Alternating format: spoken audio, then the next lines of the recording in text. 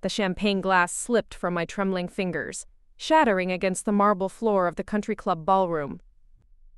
200 guests turned to stare as my sister Victoria stood at the microphone, her perfect smile gleaming under the crystal chandelier.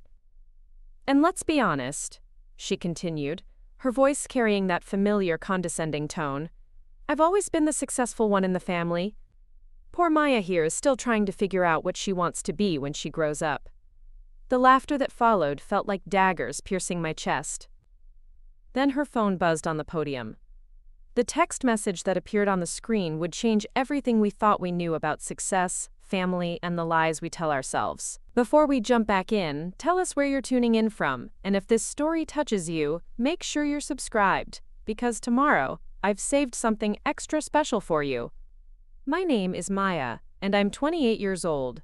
For as long as I can remember, I've lived in the shadow of my older sister Victoria. From the outside, we were the perfect sisters from the perfect family. Our parents, Richard and Catherine Westbrook, were prominent figures in Seattle's social circle. Dad owned a chain of luxury hotels across the Pacific Northwest, while Mom dedicated herself to charity work and maintaining our family's impeccable reputation. We lived in a sprawling estate in Bellevue, complete with manicured gardens and a view of Lake Washington that graced the cover of Architectural Digest twice. Victoria was everything our parents wanted in a daughter. 3 years older than me, she had been the valedictorian of her private school, graduated summa cum laude from Stanford with a business degree, and immediately landed a position at a prestigious consulting firm in San Francisco. She was tall, blonde, and possessed the kind of effortless confidence that made rooms fall silent when she entered. By 25, she was making 6 figures and dating Marcus Bennett, the heir to a tech fortune whose family moved in the same circles as ours. I, on the other hand, was the family disappointment wrapped in designer clothes. While Victoria excelled at everything she touched, I struggled to find my place. I had always been drawn to art and creativity, spending hours in my room sketching, painting, or writing stories that I never showed anyone. When I expressed interest in studying fine arts, my parents gently but firmly steered me towards something more practical. Business administration, they suggested, would give me versatility and open doors in the real world. The comparison between Victoria and me began early and never stopped. At family dinners, the conversation inevitably centered around Victoria's latest achievement or upcoming promotion. When I managed to scrape together decent grades or accomplish something noteworthy, it was met with polite acknowledgement before the focus shifted back to my sister's success story. The message was clear without ever being explicitly stated. Victoria was the investment that had paid off, while I was still searching for my purpose. Our extended family gatherings were particularly brutal. Aunts and uncles would beam at Victoria, asking about her career prospects and love life, while treating me with the kind of gentle sympathy reserved for someone recovering from a prolonged illness.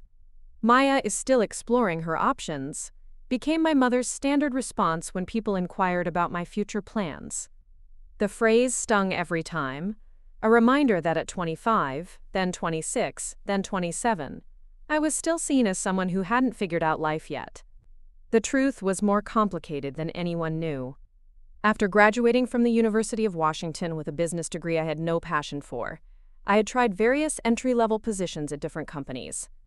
Marketing coordinator at a tech startup, administrative assistant at a law firm, customer service representative at a financial planning office. Each job felt like wearing clothes that didn't fit, and I never lasted more than 8 months anywhere. My parents attributed this to a lack of focus and discipline, the natural result of being too indulged as a child. What they didn't know was that during my evenings and weekends, I had been building something entirely different. 3 years ago, I had started a small online business, creating custom illustrations and designs for small businesses and individuals. What began as a side hobby had slowly grown into something substantial. I specialized in branding packages for local restaurants, book cover designs for independent authors, and custom artwork for special occasions. The work fulfilled me in a way that no corporate job ever had, and surprisingly, it was beginning to generate steady income. But I kept this venture secret from my family. The few times I had mentioned my artistic pursuits, they were met with patronizing smiles and suggestions that I treat art as a hobby while focusing on building a real career. Victoria had once laughed and said that playing with colors and fonts wasn't exactly a business model for long-term success. The sting of that comment had driven me to work even harder on my craft, but it also made me more secretive about my progress.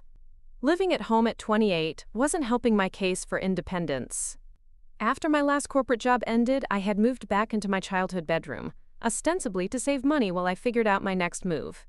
In reality, I was using the time and reduced expenses to focus entirely on growing my design business. My parents saw it as another sign of my inability to launch into adulthood, while Victoria viewed it as confirmation that I lacked the drive and ambition that define success in our family. The engagement announcement had come 6 months ago, during one of our monthly family dinners. Victoria had arrived with Marcus, both of them glowing with the kind of happiness that seemed to radiate from people whose lives were unfolding exactly as planned. Over dessert, Marcus had gotten down on one knee and presented a ring that probably cost more than most people's cars. The proposal was perfect, romantic, and thoroughly documented for Victoria's social media accounts, which had exploded with congratulations from their extensive network of successful friends and colleagues. The engagement party planning had consumed our family for months. No detail was too small, no expense too great for Victoria's special day. The guest list included business associates, college friends, and family members from across the country. The venue was the most exclusive country club in the area, and the theme was elegant garden party meets modern sophistication. Victoria had taken a leave of absence from her consulting job to plan the event properly, treating the party with the same meticulous attention to detail she applied to corporate projects. My role in the engagement party was carefully orchestrated to be supportive but secondary. I was tasked with greeting guests, ensuring the gift table was organized, and generally making myself useful without drawing attention away from the bride-to-be. Victoria had chosen my dress, a conservative navy blue number that she claimed would photograph well but wouldn't compete with her stunning rose gold gown. Even at her own engagement party, she was managing my image to ensure it aligned with her vision of how things should look. The party itself was everything Victoria had envisioned. The country club's terrace had been transformed into an enchanted garden with white roses, twinkling lights, and elegant table settings that looked like something from a wedding magazine. Guests mingled on the lawn, sipping champagne and sampling catered appetizers, while a string quartet provided ambient music. Everyone who mattered was there. Victoria's colleagues, Marcus's business connections, our parents, social circle, and family members who had traveled from various states to celebrate the golden couple. I had spent the early part of the evening dutifully playing my assigned role, making small talk with relatives I rarely saw, and ensuring that everything ran smoothly behind the scenes. The familiar questions followed me around the party like a Preparing and narrating this story took us a lot of time. So if you are enjoying it, subscribe to our channel. It means a lot to us. Now, back to the story. persistent shadow. When was I going to settle down? Had I found a career path yet? Was I seeing anyone special? Each inquiry was delivered with good intentions, but served as a reminder of all the ways my life didn't measure up to the standards that Victoria had set. The speeches began after dinner, with Marcus's father toasting the couple's bright future and our father sharing heartfelt words about watching his eldest daughter find her perfect match. The speeches were warm, loving, and entirely focused on Victoria's achievements and the promising life she was building with Marcus. I applauded along with everyone else, genuinely happy for my sister's happiness, while simultaneously feeling the familiar ache of being the supporting character in someone else's success story. Then Victoria took the microphone for her own speech. She thanked everyone for coming, expressed her love for Marcus, and spoke about their plans for the future, with the confidence of someone who had never doubted that life would unfold exactly as she intended. The audience hung on her every word, captivated by her poise and natural charisma. She was in her element, commanding the room with the same effortless authority that had made her successful in every other area of her life. But then, something shifted in her tone. The gratitude and joy gave way to something more pointed, more personal. She began talking about family, about the different paths that siblings take, about how some people are naturally driven toward success, while others need more time to find their way. The words felt directed at me, even though she maintained her bright smile and kept her gaze moving across the crowd.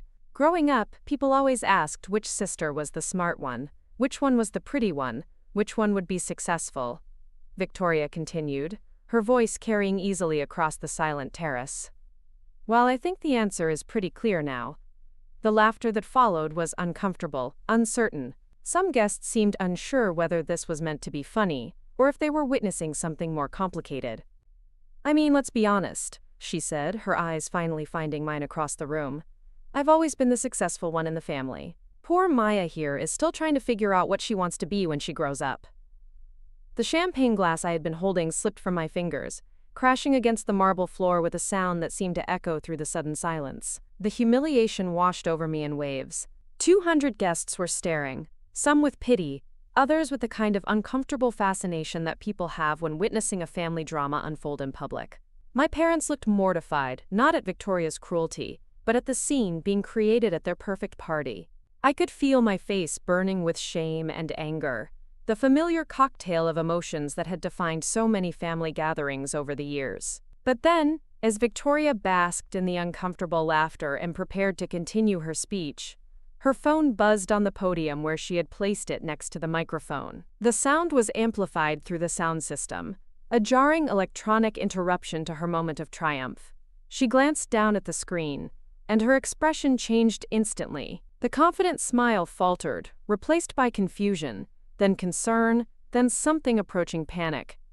The text message was brief, but its impact was immediate and devastating. I couldn't see what it said from where I stood, but I watched as Victoria's face went pale, her hands beginning to tremble slightly as she gripped the podium.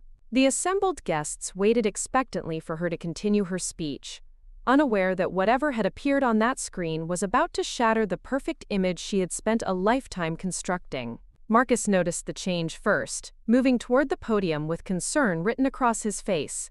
Victoria's parents, seated at the head table, began to look worried as their daughter stood frozen at the microphone, staring at her phone screen as if she couldn't believe what she was reading. The comfortable murmur of the crowd began to shift toward confusion and concern, as Victoria's silence stretched longer than any dramatic pause should. What happened next would expose the truth about success, about family dynamics, and about the careful facades we construct to hide our deepest insecurities. The text message that had arrived at that perfectly timed moment would reveal that everything we thought we knew about achievement and worth was built on foundations far more fragile than anyone had imagined. The irony wasn't lost on me, even in that moment of public humiliation. Here I was, the family disappointment, watching my successful sister receive news that would challenge everything she had built her identity around. The sister who had spent years positioning herself as superior, as the one who had figured out life while I struggled to find my place, was about to discover that success and failure were far more complicated than either of us had ever understood. As I stood there among the broken glass and uncomfortable stares, something inside me began to shift. The shame and anger were still there, but underneath them was a growing sense of curiosity about what could have rattled Victoria so completely. For the first time in years, she looked vulnerable, uncertain, stripped of the confident armor she wore so effortlessly in every other situation. The guests were beginning to whisper among themselves, their attentions split between Victoria's frozen figure at the podium and the broken champagne glass at my feet. Some kind soul had already begun cleaning up the shards, but the symbolic damage was done. The perfect party had developed its first crack, and as Victoria continued to stare at her phone screen in shocked silence, it became clear that this crack was about to become a chasm. Marcus reached the podium and placed a gentle hand on Victoria's shoulder, leaning in to whisper something in her ear.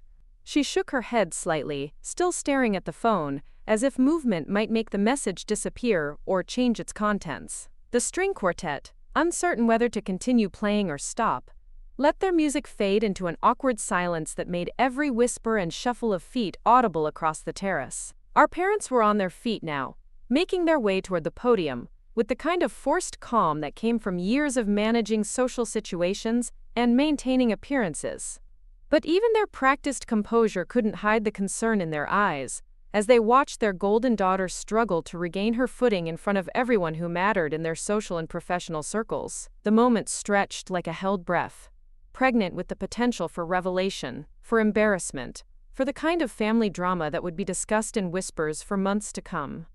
Victoria's carefully constructed image as the successful sister, the one who had everything figured out, was hanging in the balance, suspended by whatever words had appeared on that small screen. And in that suspended moment, as I stood among the broken glass and watched my sister's composure crumble, I realized that this night would mark a turning point for both of us. The text message, whatever it contained, was about to expose the fault lines that had always existed beneath our family's perfect surface.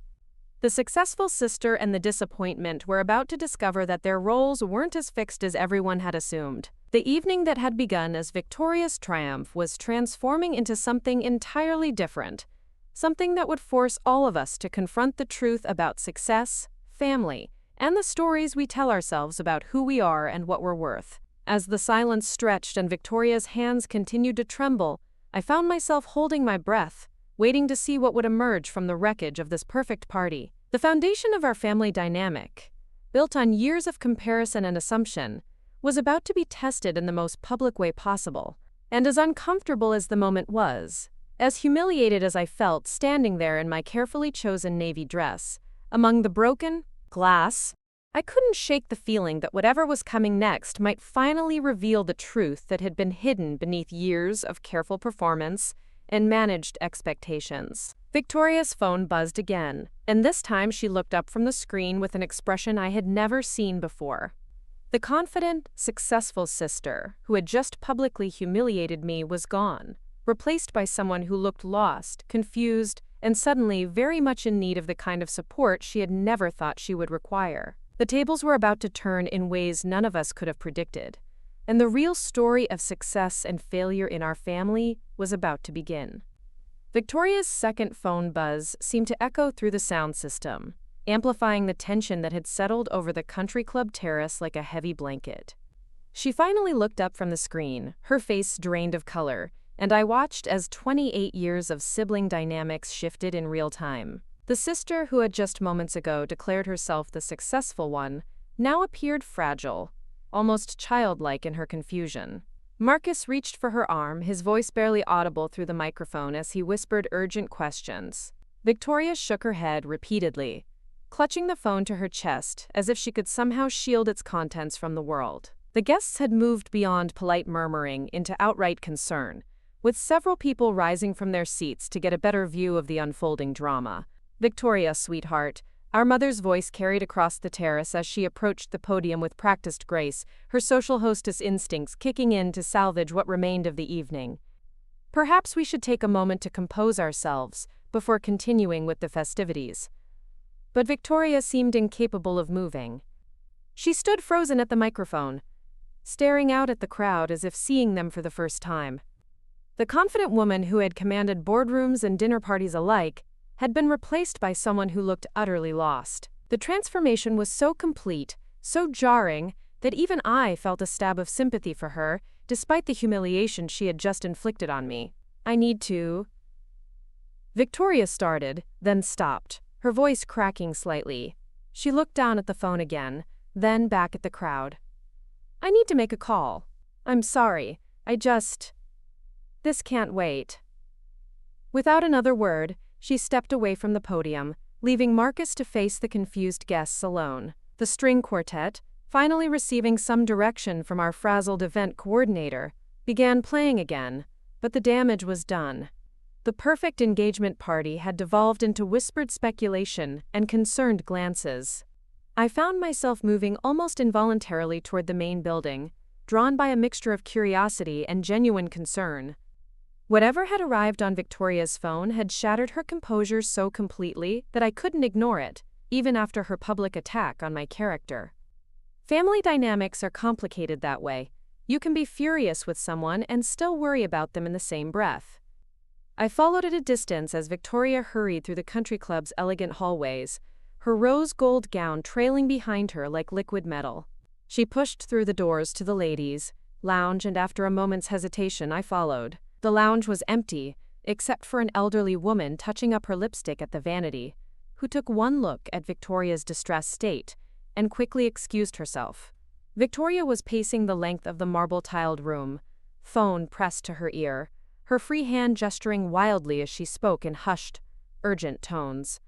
I caught fragments of her conversation from where I stood near the entrance, trying to piece together what could have caused such a dramatic shift in her demeanor. "No, that's impossible," she was saying, her voice tight with panic. "I submitted everything on time. Every document, every form, every piece of information you requested was delivered exactly when you specified." A long pause followed, during which Victoria's pacing became more frantic. I could hear the faint sound of someone speaking on the other end of the line, though I couldn't make out the words. "What do you mean, suspended, pending investigation?" Victoria's voice rose slightly before she caught herself, glancing around to ensure she wasn't being overheard. "This has to be some kind of mistake. I've been with the firm for 3 years. My record is spotless." The pieces began clicking into place with sickening clarity. Victoria's consulting firm, her prestigious position, the career success that had defined her identity for years. Something was seriously wrong. The text message that had arrived at the worst possible moment hadn't been a congratulation or a well-wish from a distant friend. It had been professional devastation delivered in real time. Victoria ended the call and immediately dialed another number, her fingers shaking as she navigated her phone. When the call went to voicemail, she hung up without leaving a message and tried again. The desperation in her movements was painful to watch, like seeing a bird with a broken wing repeatedly attempt to fly. "Maya?" She had finally noticed me standing by the entrance, and for the first time in years her voice held no condescension, no superiority, just exhaustion and fear. "How long have you been standing there?"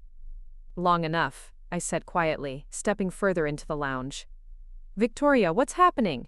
What was that phone call about?" She stared at me for a long moment, as if trying to decide whether to maintain her facade or admit that something was catastrophically wrong. The vulnerability in her expression was so foreign that it made her look like a stranger wearing my sister's face. "The Securities and Exchange Commission is investigating my firm," she said finally, the words tumbling out in a rush. "There are allegations of insider trading, of manipulating client portfolios for personal gain. They've frozen all our assets pending a full investigation. My position has been suspended indefinitely." The magnitude of what she was saying hit me like a physical blow. Victoria's entire professional identity, everything she had built her sense of self around, was under attack by federal investigators. The successful sister who had just humiliated me for my lack of conventional achievement was facing potential criminal charges. "Victoria, that's—" I started, then stopped. "What do you say to someone whose world has just imploded? Are you involved in any of this? Did you know?" "Of course I didn't know," she snapped, then immediately softened her tone. "I mean, there were things that seemed odd sometimes. Clients who made unusual requests. Trades that didn't make sense based on public information. But I assumed the senior partners knew something I didn't. I trusted them." She sank onto one of the velvet-upholstered chairs, her expensive gown pooling around her like spilled wine. For the first time since we were children, Victoria looked genuinely vulnerable, stripped of the armor of achievement and confidence that had defined her for so long.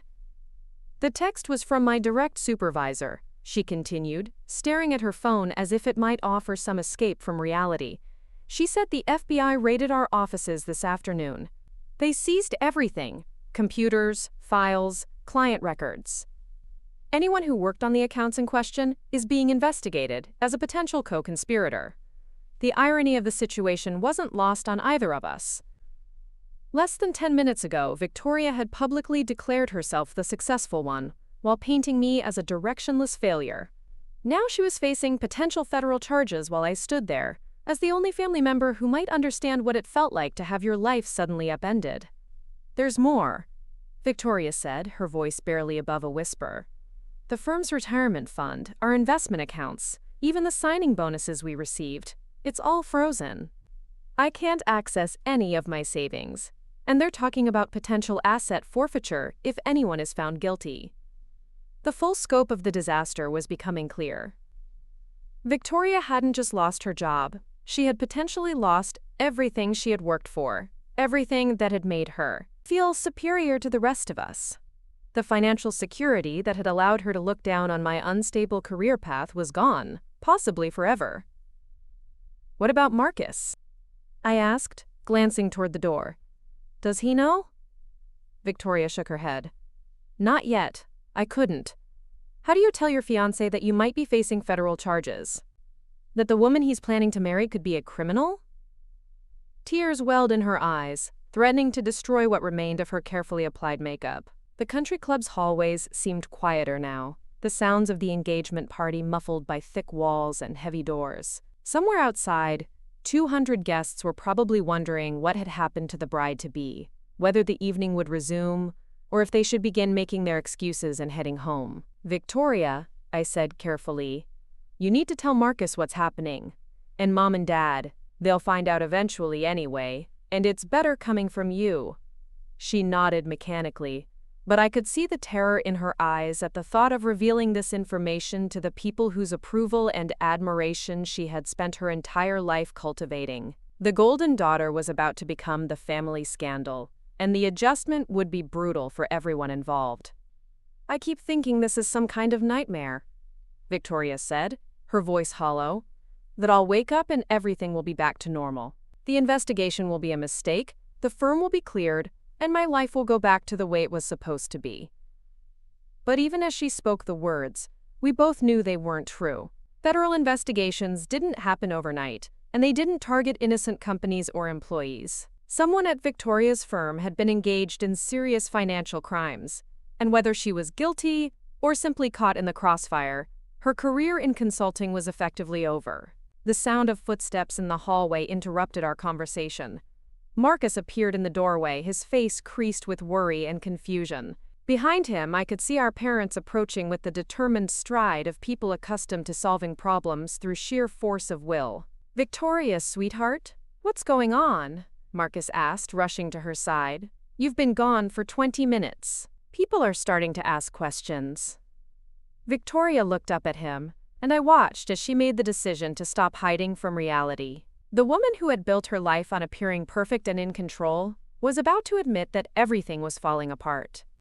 "Marcus, we need to talk," she said, standing and smoothing her dress with hands that still trembled slightly. "Something has happened at work. Something serious." Our parents entered the lounge just as Victoria began explaining the situation to Marcus. I watched their faces change as the reality of the scandal sank in, not just concern for their daughter, but horror at the potential damage to their own reputation and social standing.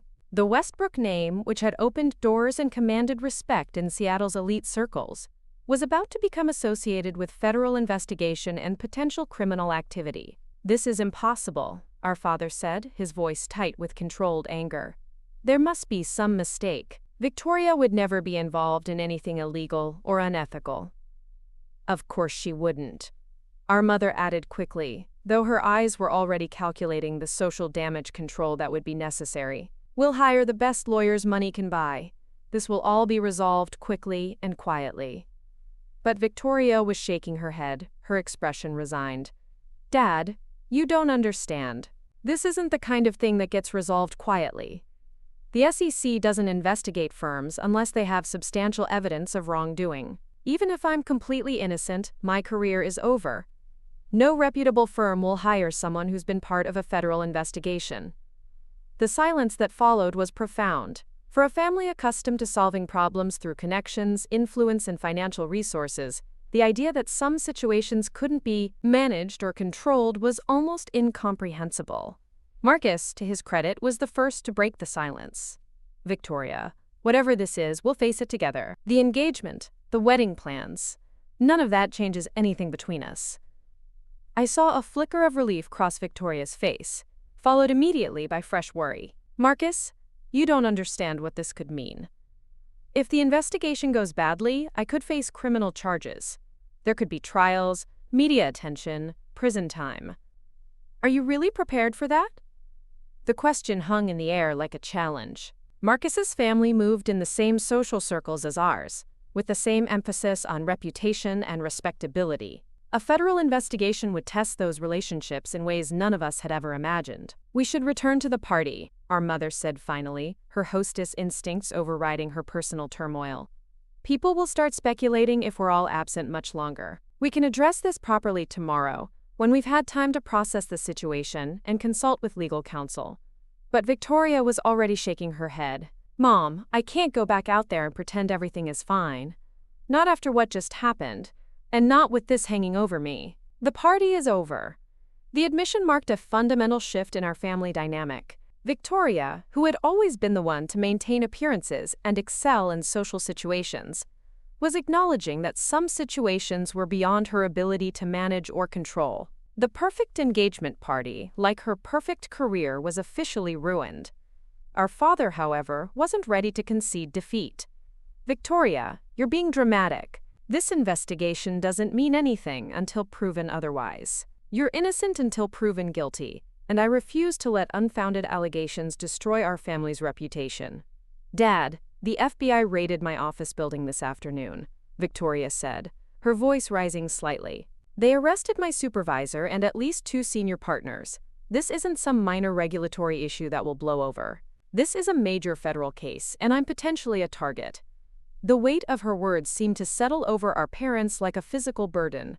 They had spent decades building their social and professional reputation, carefully curating their image and their children's achievements. The idea that it could all be threatened by circumstances beyond their control was almost too much to process.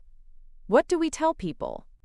our mother asked finally, voicing the question that was probably foremost in everyone's mind. "The guests, our friends, the business associates who are here tonight, what possible explanation can we give for this evening's events?" It was a telling question, revealing how even in the midst of a family crisis, the primary concern was managing public perception rather than addressing the actual problem. But for once, Victoria seemed unconcerned with appearances. "Tell them the truth," she said simply. "Tell them that I received some disturbing news about my work situation and needed to address it immediately. Tell them that the engagement party is ending early, and that we'll be in touch about future events once we know more about what we're dealing with." The suggestion was radical by our family's standards. The Westbrooks didn't admit to problems or uncertainties, especially not in front of the social and professional elite who were currently mingling on the country club terrace. We maintained perfect facades regardless of what was happening behind closed doors. But Victoria's composure had cracked too completely to maintain any pretense. The sister who had spent years projecting confidence and control was finally admitting that she was overwhelmed, uncertain, and in need of help. Emotions that our family had never been comfortable acknowledging or addressing. "I'll handle the guests," Marcus said quietly, stepping into the leadership role that Victoria usually occupied. "I'll make some brief remarks about an unexpected family emergency and thank everyone for coming. People will understand." The role reversal was striking. Marcus, who had always deferred to Victoria in social and professional situations, was now taking charge while she struggled to cope with circumstances beyond her control. The dynamic shift was subtle but significant, highlighting how quickly power balances could change when the foundation of someone's authority was undermined. "What about tomorrow?" I found myself asking. "What happens when this becomes public knowledge? When the investigation makes the news?" Victoria looked at me with an expression I couldn't quite read. "I don't know, Maya. For the first time in my life, I honestly don't know what comes next." The admission was remarkable, coming from someone who had always seemed to have her entire future mapped out in careful detail. Victoria had been the sister with the plan, the one who knew exactly where she was going and how she intended to get there. Hearing her acknowledge uncertainty was like watching a fundamental law of physics suddenly stop working. Our parents exchanged glances, the kind of wordless communication that comes from decades of marriage and shared challenges. They were clearly struggling to process not just the practical implications of Victoria's situation, but the emotional reality of watching their successful daughter face potential ruin. "We should consult with Harrison immediately," our father said finally, referring to the family's longtime attorney. He specializes in corporate law, but he'll know who to recommend for federal criminal defense if it comes to that. The phrase federal criminal defense seemed to hang in the air like a toxic cloud. None of us had ever imagined that such services might be necessary for anyone in our family, let alone the daughter who had always been held up as the model of professional success and ethical behavior. Victoria's phone buzzed again, and we all froze. She glanced at the screen with obvious reluctance, her face going even paler as she read whatever message had arrived. "It's getting worse," she said quietly. "The story is already online. Someone leaked information about the raid to the financial press. My name is mentioned specifically as one of the consultants being investigated." The reality of modern information cycles was brutal and unforgiving. What had happened at Victoria's office that afternoon was already becoming public knowledge, spreading through professional networks and media outlets, with the speed that only scandal could achieve. There would be no quiet resolution, no behind-the-scenes management of the crisis. Victoria's professional downfall was about to become a matter of public record. "Show me," our father demanded, reaching for the phone. His face grew grim as he scrolled through the article, his jaw tightening with each paragraph. "This is worse than I thought. They're naming the firm, the specific allegations, and the individuals under investigation. Your name is in the headline, Victoria." The finality of his tone made it clear that there would be no hiding from this situation, no managing it through traditional damage control methods. Victoria's career, her reputation, and possibly her freedom were now at the mercy of federal investigators and public opinion. "I need to get out of here," Victoria said suddenly, standing and gathering her skirts with jerky, desperate movements. "I can't face those people knowing that they'll probably read about this tomorrow morning. I can't pretend that everything is fine when my entire life is falling apart." For the first time in our sisterly relationship, I found myself in the position of being the stable one, the person who might be able to offer support and guidance. The irony wasn't lost on me that the sister who had just publicly humiliated me for my lack of conventional success was now looking to me for some kind of emotional anchor. "Victoria," I said gently, "running away isn't going to solve anything. And you're going to need all the support you can get to get through this. Don't let pride keep you from accepting help from people who care about you." She looked at me with surprise, as if she hadn't expected compassion from the sister she had just finished attacking in front of 200 guests. The complicated dynamics of family relationships were fully on display. Even after years of comparison and competition, we were still sisters, still bound by connections that transcended professional success or failure.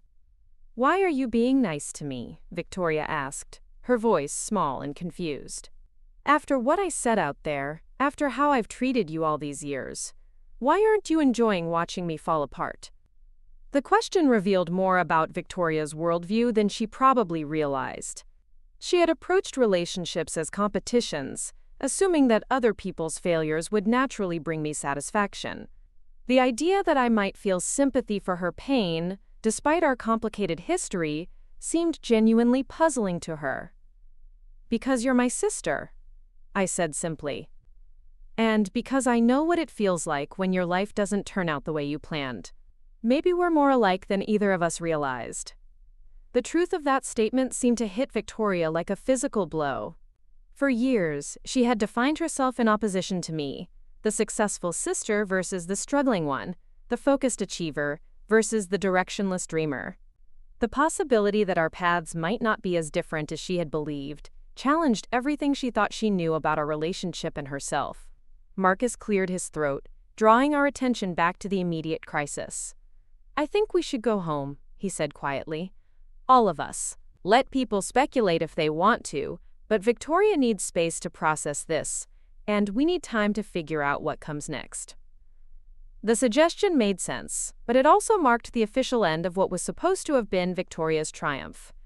The engagement party that had begun with such promise, such confidence in the future, was concluding with uncertainty, and the kind of family crisis that would ripple through our relationships for months or possibly years to come. As we prepared to leave the country club, I couldn't help but reflect on how quickly everything had changed. An hour ago, I had been the family disappointment, the sister who couldn't get her life together. Now Victoria was facing potential criminal charges while I was the one offering emotional support and practical advice. The reversal was so complete, so unexpected, that it felt almost surreal. But perhaps the most significant change wasn't in our relative positions of success or failure. Perhaps it was in the recognition that success itself was far more fragile and complicated than either of us had ever understood. Victoria's achievements, which had seemed so solid and permanent, had been revealed as dependent on circumstances beyond her control. My own struggles, which had been treated as personal failings, suddenly seemed less like character flaws and more like the normal challenges of finding your place in an uncertain world. The evening that had begun with Victoria publicly declaring her superiority was ending with both of us confronting the reality that life rarely unfolds according to plan, and that the things we use to define our worth can disappear far more quickly than we ever imagined possible. The weeks following Victoria's engagement party disaster unfolded like a slow-motion avalanche. Each day brought new revelations about the scope of the SEC investigation, and with each news cycle, Victoria's professional world crumbled a little more. The prestigious consulting firm that had been her pride and identity was revealed to have been operating an elaborate scheme involving insider trading and client fund manipulation that spanned nearly 5 years. Victoria moved back into our parents' house 3 days after the party, her San Francisco apartment suddenly too expensive to maintain without a steady income, and with her assets frozen pending the investigation. Watching her carry boxes up to her childhood bedroom was surreal, like witnessing time move backward. The sister who had once looked down on me for living at home was now in the same position, but under far more dire circumstances. The media attention was relentless. Financial news outlets picked up the story, and Victoria's name appeared in headlines across major publications. Our family's phone rang constantly with reporters seeking statements, old college friends fishing for information, and business associates either offering hollow support or conspicuously distancing themselves from the scandal. Our parents installed a new security system and changed their phone numbers twice in the first week alone. Victoria herself seemed to shrink a little more each day.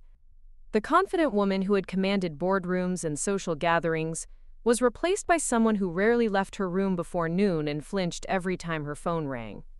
She had hired a criminal defense attorney recommended by Harrison, our family lawyer, but even he couldn't predict how the investigation would unfold or whether Victoria would face formal charges.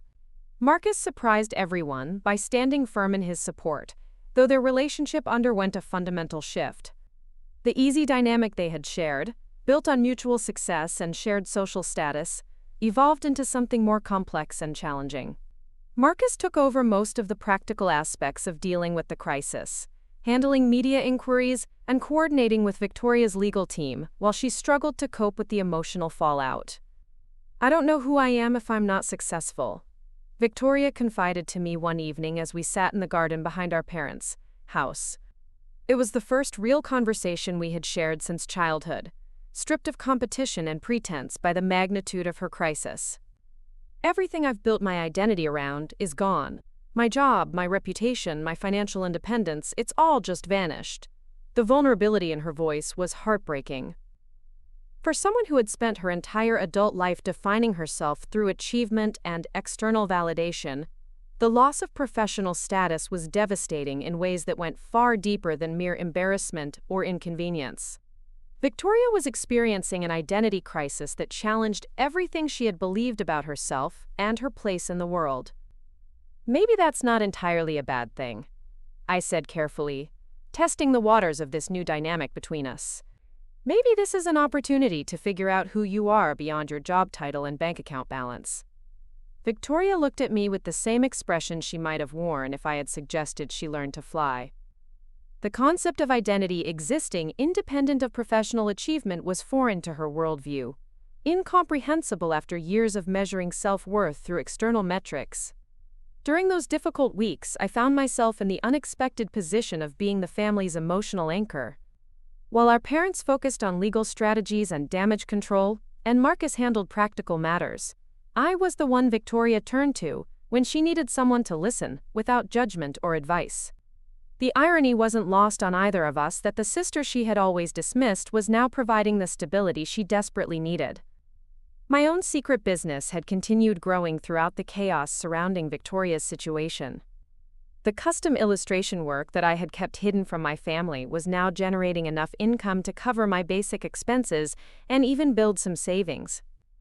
More importantly, the work fulfilled me in ways that none of my previous corporate jobs ever had. Each project was a creative challenge that allowed me to solve problems and create something beautiful and meaningful for my clients. The contrast between Victoria's very public professional collapse and my quiet, steady progress wasn't lost on me. While she faced federal investigators and media scrutiny, I was building relationships with small business owners, independent authors, and creative entrepreneurs who valued my artistic skills and collaborative approach. The work might not have impressed our parents or looked impressive on a resume, but it was sustainable, personally satisfying, and entirely my own. 3 weeks after the engagement party, Victoria's situation took another turn for the worse. Her former supervisor, the woman who had sent the initial text message that night, accepted a plea deal with federal prosecutors. In exchange for reduced charges, she provided detailed information about the firm's illegal activities, including specific instances where junior consultants like Victoria had been used to execute trades based on insider information. She's claiming I knew. Victoria told me after returning from a meeting with her attorney. According to her statement, I was briefed on the source of the information before executing several of the trades in question. She says I was an active participant, not just someone following orders. The accusation changed everything.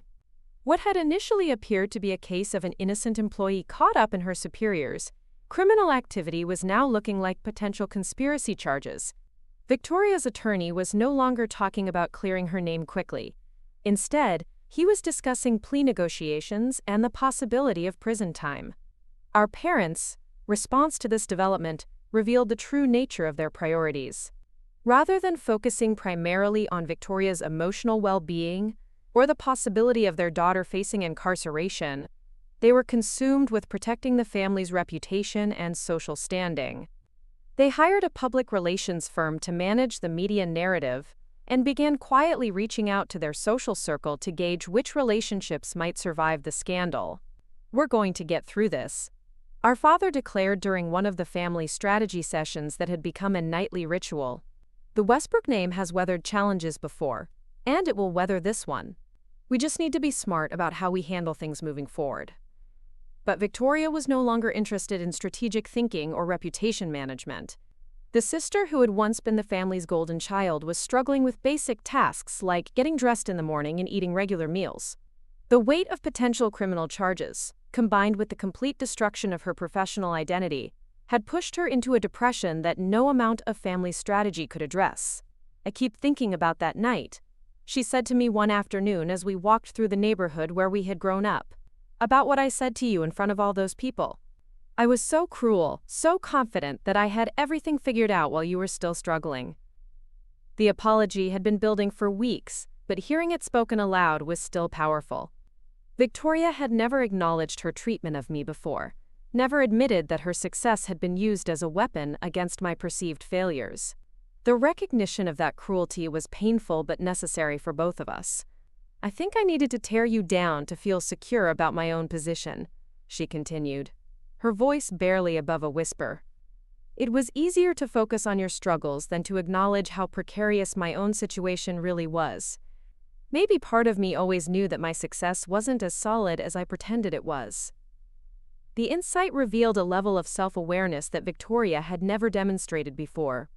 The crisis had stripped away the defense mechanisms and rationalizations that had allowed her to avoid examining her own behavior and motivations. For the first time, she was confronting not just the collapse of her career, but the personal patterns that had contributed to our dysfunctional relationship. My response surprised both of us. Instead of accepting her apology gracefully or offering immediate forgiveness, I found myself pushing back against the narrative of her inevitable downfall. "Victoria, what happened to you isn't karma or some kind of cosmic justice for treating me badly," I said firmly. "You're facing criminal charges because your supervisors involved you in illegal activities. not because you were mean to your sister. Don't turn this into some kind of morality tale where your professional destruction is punishment for personal failings. The distinction was important for both of us. Victoria's tendency toward black and white thinking had led her to view her current situation as deserved punishment rather than a complex legal and professional crisis that required careful navigation. My own growth during this period included learning to separate our personal relationship issues from the very real challenges she was facing. As the investigation continued, unexpected developments began reshaping our understanding of the entire situation. Victoria's attorney discovered that several junior consultants at the firm had been deliberately kept in the dark about the source of trading information, with senior partners using legitimate-sounding justifications for questionable trades. While this didn't completely exonerate Victoria, it suggested that her level of culpability might be less than initially feared. More significantly, the FBI's investigation revealed that Victoria's supervisor had been embezzling client funds for personal use, a crime entirely separate from the insider trading scheme. Her eagerness to implicate junior employees in the trading violations appeared to be an attempt to deflect attention from her own theft. This development cast doubt on the reliability of her statements about Victoria's knowledge and participation. "There's a chance we can beat this," Victoria's attorney told us during a family meeting 6 weeks after the initial raid. "The prosecution's star witness has credibility problems, and we're finding evidence that junior consultants were systematically misled about the nature of their work. It's still going to be a fight, but Victoria might not be facing the kind of charges we initially feared." The news was encouraging but not definitive. Federal cases moved slowly, and even if Victoria avoided criminal charges, her career in consulting was effectively over. The professional network she had spent years building had evaporated overnight, and the financial industry's regulatory bodies would likely bar her from working in similar positions regardless of the legal outcome. But something unexpected was happening alongside Victoria's legal battles.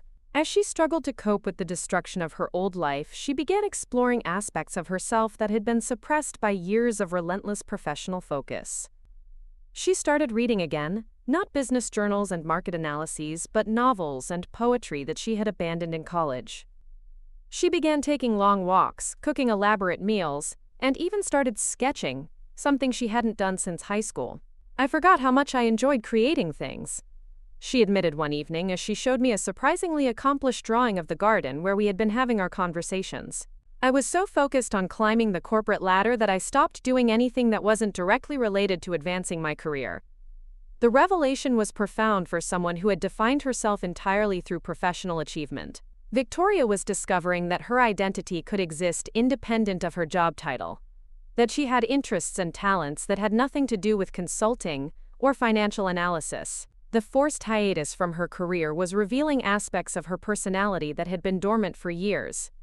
Meanwhile, my own secret business had reached a tipping point. The steady growth of my client base had generated enough income and confidence for me to consider making it my full-time career. The contrast with Victoria's situation was stark. While she faced an uncertain professional future, I was contemplating a deliberate choice to leave the conventional career path our family valued so highly. The decision to reveal my business to our parents came during one of our family dinners, which had become tense affairs focused primarily on legal strategies and reputation management. I had been listening to another discussion about Victoria's employment prospects when I realized that I couldn't continue hiding my own professional success while she struggled to rebuild her life. "I have something I need to tell all of you," I said, interrupting a conversation about networking strategies. "I've been running my own graphic design and illustration business for the past 3 years. It's been generating steady income, and I'm considering making it my full-time career." The silence that followed was profound. Our parents stared at me as if I had announced my intention to join a traveling circus, while Victoria looked intrigued for the first time in weeks. "What kind of business?" our mother asked finally, her tone carefully neutral. I explained the custom illustration work, the branding packages for small businesses, the book cover designs for independent authors. I showed them my portfolio on my laptop, walking through projects that had challenged me creatively and generated positive feedback from satisfied clients. The work was professional, polished, and clearly the product of someone with genuine talent and business acumen. Our father's response was predictably skeptical. "Maya, that's a nice hobby, but it's not a sustainable career. What happens when the market becomes saturated? What about benefits, retirement planning, long-term financial security?" But Victoria surprised everyone by defending my choice. "Dad, Maya has built something that's entirely her own. She's found work that fulfills her creatively and generates income without depending on other people's decisions about her worth or value. After what I've been through, that sounds pretty appealing." The support from Victoria was unexpected and meaningful. She understood, in a way our parents couldn't, what it meant to have your professional life controlled by forces beyond your influence. My small business might not have generated the prestige or immediate financial rewards of her consulting career, but it was stable, sustainable, and authentically mine. The conversation marked a turning point in our family dynamic. For the first time, Victoria and I were aligned against our parents' conventional definitions of success rather than competing for their approval. The crisis that had brought her low had also revealed the strength and independence I had been building quietly in the background. Over the following months, as Victoria's legal situation slowly resolved itself, we developed a relationship that was entirely different from our childhood dynamic. Instead of competition and comparison, we found collaboration and mutual support. Victoria began helping me develop business strategies for expanding my illustration work, while I provided emotional support as she navigated the ongoing investigation and its aftermath. The federal charges against Victoria were eventually reduced to minor regulatory violations that resulted in fines and a temporary ban from working in financial services. While her consulting career was definitively over, she avoided prison time and was able to begin rebuilding her life without the specter of serious criminal charges hanging over her future. The experience had changed her profoundly. The woman who had once defined herself entirely through professional achievement began exploring career options that prioritized personal fulfillment over external validation. She considered teaching, nonprofit work, and even creative pursuits that would have been unthinkable during her consulting days. Marcus remained supportive throughout the entire ordeal, though their relationship evolved significantly. The easy partnership built on shared success and social status was replaced by something deeper and more resilient. They postponed their wedding plans indefinitely, focusing instead on building a foundation strong enough to weather future challenges. Our parents struggled more than anyone to adjust to the new reality. The loss of Victoria's prestigious career and the revelation of my unconventional business success challenged their fundamental beliefs about achievement and respectability. They eventually came to accept both developments, but the process was difficult and required them to examine their own values and priorities. The engagement party that had begun with Victoria publicly declaring her superiority had ultimately revealed that success and failure were far more complex and mutable than any of us had understood. The sister who had seemed to have everything figured out had learned that external achievements could disappear overnight, while the sister who had appeared directionless had been quietly building something sustainable and meaningful. Looking back on that night, I realized that the text message that had shattered Victoria's composure had actually liberated both of us. It had freed her from the exhausting pressure of maintaining a perfect facade, and freed me from the burden of feeling inferior to someone whose success was far more fragile than it appeared. The broken champagne glass that had marked the beginning of the evening's drama had been cleaned up by country club staff, but the shattered illusions about our family dynamic and our individual worth took much longer to address. The process was painful but ultimately transformative, allowing both of us to build identities based on authentic self-knowledge rather than external validation or sibling competition. Victoria's fall from grace had been public and humiliating, but it had also been the catalyst for genuine self-discovery and personal growth.